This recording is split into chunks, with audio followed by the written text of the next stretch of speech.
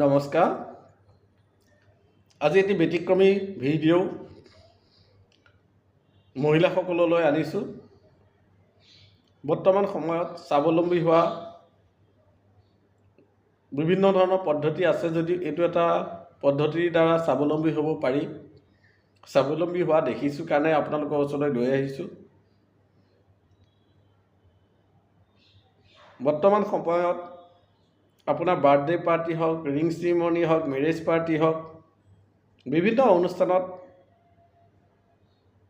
কেকৰ প্ৰয়োজনীয়তা দেখা দিছে।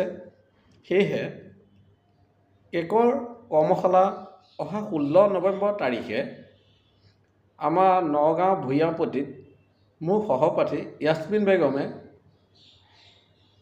দিনজোৰা কাৰ্যসূচী লৈছে।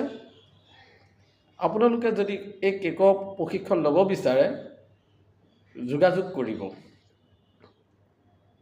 ফোন নম্বৰ দি দিয়া আছে। আপোনালোকে হয়তো ফোন নম্বৰটো পাইছেই মোৰ তাত। অহা 16 নৱেম্বৰ তাৰিখে দিনজোৰা কাৰ্যসূচীৰে কেকৰ প্ৰশিক্ষণৰ ব্যৱস্থা কৰা হৈছে। কিদৰে কেক বনাব পাৰি, কিদৰে কেকক আজিকালি নতুন নতুন কেকৰ পদ্ধতিবিলাক কিদৰে শিকিব পাৰি তাৰে প্ৰশিক্ষণ দিয়া হ'ব। আপোনালোকে যদি ভাবিছে শিকিব চেষ্টা কৰিম বুলি ভাবিছে যোগাযোগ কৰিব পাৰে। ফোন নম্বৰ দিয়া আছে। তাকে আপোনালোকলৈ মোৰ এই ভিডিঅ'টোৰ জৰিয়তে জনাইছোঁ। আমাৰ নগাঁও ভূঞাপতিত হ'ব, গতিকে আমাৰ জাজৰিকে ধৰি ঢিং, পাথৰি, চলচলি, ননৈ, পানীখাইটি,